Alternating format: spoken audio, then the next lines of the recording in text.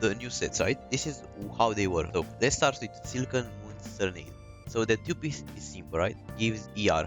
The 4-piece set, which I think is a bit harder to understand, basically works like this. So I'm gonna read it slowly and then I'll explain each part to get to it. So first we have when dealing elemental damage, gain the Gleaming Devotion effects for 8 seconds. When you do like any type of damage, basically because everyone does elemental damage. Elemental damage is pretty much any damage that isn't physical. So that part is easy to understand, right? This is all party members EM by 60 or 120 when the party's moon sign is Nascent Gleam or Ascendant Gleam. Now you may be thinking, what is Nascent Gleam and Ascendant Gleam? And what's a moon sign? So there's a new mechanic for every Nod-Krai character. Basically, to explain shortly, gain Nascent Gleam when you have at least one character from Nod-Krai in your team. If you have 2 or more characters from Nod-Krai in your team, you get the Ascendant Gleam effect. Now, besides giving you benefits for this set, having Ascendant Gleam will actually increase your Nod-Krai character's talent and it will increase your non-Nod-Krai character's effects. So basically, for example, when one of the effects will be when you have the Ascendant Gleam, characters that are from Nod-Krai or that don't have Moon Sign can provide bonus lunar reaction damage for the entire party by using their elemental skill or burst. So that basically, when you have Ascendant Gleam, it will give you some buffs for Moon Sign characters and non-Moon Sign characters. That's the main thing to get here. So basically, when you have Nascent Gleam, you have only, let's say for example, Laoma in your team, you're gonna get 60 EM. If you have Ascendant Gleam, you'll get 120. The problem is, if you don't have any Ascendant Gleam in your team or any Moon Sign, you're fucked. You won't get any buff from the 4-piece. So if you aren't using this set now, for example, Laoma or a character similar to that, then set is useless because it won't give you the buff basically. Okay, next, so equipping character can trigger its effect while off field. Basically, always have at least 60 EM if you only have, like, say for example, Laoma in your team. And if you have, for example, let's say Laoma and Aino, you get 120 because there are 2 characters with Moon Sign, which gives you the Ascendant Gleam.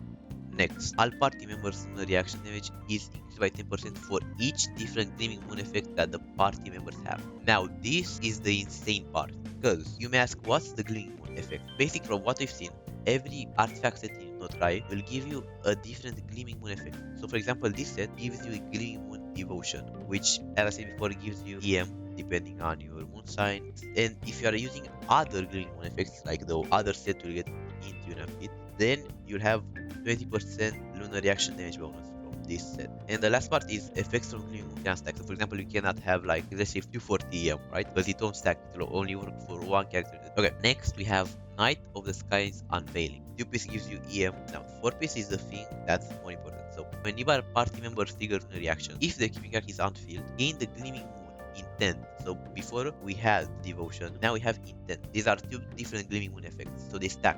So when you have the effect, increases your clear rate by 15% or 20% when the party's moon sign is Nascent Gleam or Ascendant Gleam. Same as before, you have Nascent Gleam when you have only one Nod-Krai character in your team. You get Ascendant Gleam when you have at least 2 characters from Nod-Krai in your team. Okay, now all party member lunar reaction damage is increased by 10% for each different Gleaming Moon effect the party members have. Same as the last one. So for example, here we have that lunar reaction damage is increased by 10%. The thing is, if I understand this correctly, you'll get 10% from this, and plus that one you get 20%, right? But you'll also get 20% from here because you have 2 sets in the team, right? So we'll get 20% from here and 20% from here. So in total, you get a 40% increase in lunar reaction damage. If I'm right, I think I am, which is kind of insane. Oh, actually, no, I think it's 20% because they don't stack on top of each other. They stack like 10%, 10%. I thought it was like it will give you 20% from here after you get the this set and this set together, and it will give you 20% from here, so it will have 40% total. But no, I think it will give you 10% for each one of the Gleaming Moon you have, which is kind of fine. It's not insane, I'd say. It's like fine. So I think that's kind of all for sets. I think they'll be, in my opinion, when we get more sets, which we'll do, they'll probably make it so all of these sets synergize together. Because for now, you can only use this on, like, for example, for now this is kind of useless because let's say you use this on, like, for Flynn, right? So use this on a support or something for Flynn. I don't think Llama is a good support for Flynn, so you'll only get 60 EM, but you'll get 20% bonus reaction. Oh, actually, you can use, no, this can actually be kind of insane because if you use this with Inefa and with Flynn together, you'll get like 20% Gleaming Moon effect bonus, which is kind of insane, and you'll probably get more Gleaming Moon buffs, which means we'll get, like, in the best team, which there'll probably be like a team that can use all of these sets and give you 40% increase in lunar reaction damage, which will be insane. We probably don't know the team yet, but there will be a team, I'm pretty sure. And think about it, this will be insane. This will genuinely be insane if you can get that much damage.